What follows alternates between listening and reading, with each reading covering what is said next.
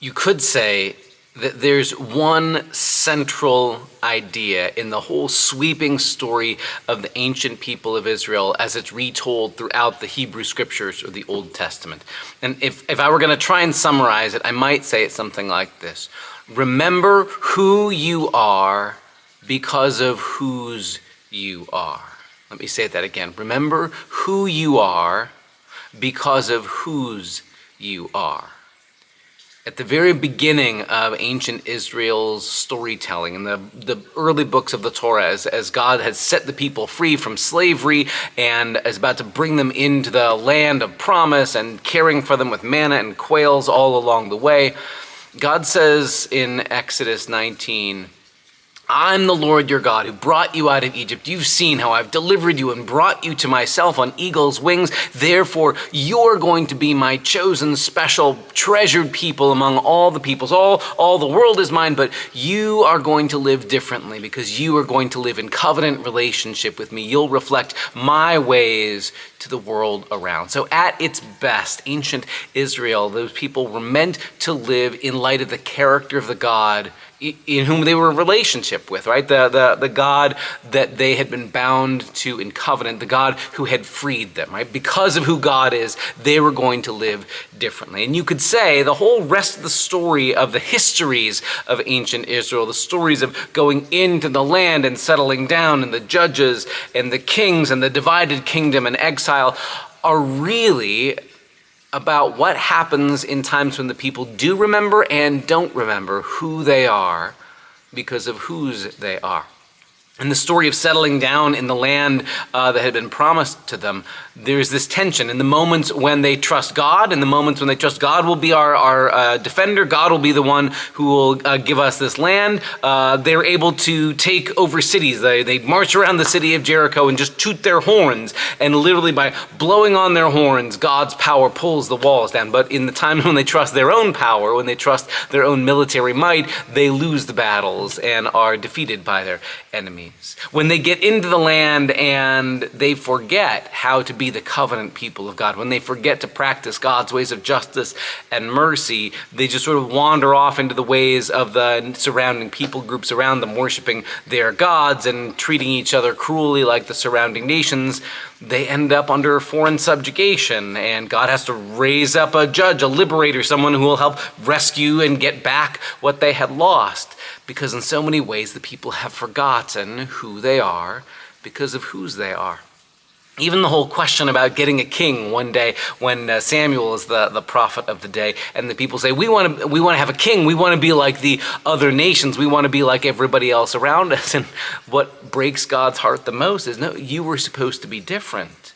You were supposed to trust me to be your leader. You were supposed to trust that I would be enough, and you're forgetting who and whose you are. Even when God grants them a king, it's supposed to be a different kind of a leader, a servant leader who will shepherd the people, not a tyrant who will get wealth and power at the expense of the people that they rule.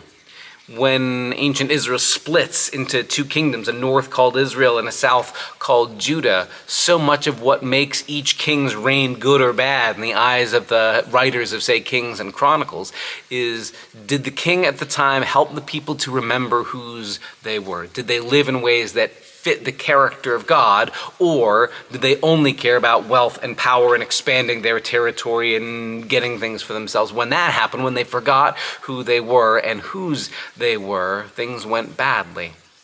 Even to the point where surrounding empires came and gobbled them up. Assyria gobbling up the northern kingdom of Israel, and the Babylonians coming for the southern kingdom of Judah in the year 586 BC. For people who lived in exile, especially for those who'd been held together in Babylon in the early 500s BC. What enabled them to hold on to their identity, so that there was a group of people willing to go back when they could go back, what helped them was the storytelling that helped them remember who they were. They would tell the stories, the ancient Bible stories of Abraham and Sarah and Jacob and the Exodus. They told those stories. They held on to their practices of Sabbath. They did those things that helped reinforce we're God's people. Even in exile, we're going to hold on to those stories. That will help us remember who we are because of whose we are.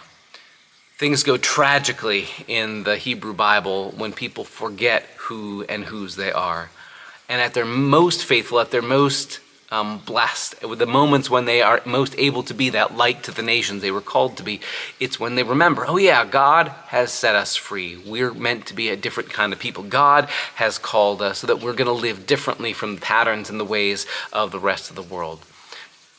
That question, that question of whether we will remember who and whose we are, that's useful not only for understanding the story of the Hebrew Bible, but it's a good question for each of us day by day. This may be one of the ways that the Old Testament, the Hebrew Bible, is especially helpful for us all these thousands of years later for navigating our own lives. What happens when we forget who and whose we are? When we forget the particular character of the God that we serve, right? When we forget that the God who has claimed us cares about justice and mercy, cares about decency and honesty and integrity, cares that we be faithful to one another and welcome the stranger and care for those who are most vulnerable. When we forget that, we forget not just facts about God, but we forget who we're called to be. And at our best moments, when we remember who God is, oh, God's faithful, we can trust in God. Oh, God is strong and will be our protection. We don't have to keep putting our trust in our own power or might or grab more for ourselves. Oh, God is loyal, God is strong, God is compassionate. These will be the things that we do in the world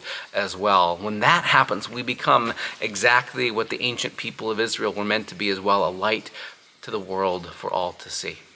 So this coming Sunday, we're going to be off on July 19th, but we'll be back on July 26th in our ongoing Adult Forum series on Sunday mornings with an introduction to who the prophets are in the Bible and what it means to be a prophet. So take a moment this coming Sunday, the 19th, to catch your breath and join us again on the 26th as we pick up in our series, Journey Through the Old Testament and Hebrew Scriptures, taking a look at the prophets. Thanks for coming along on the journey.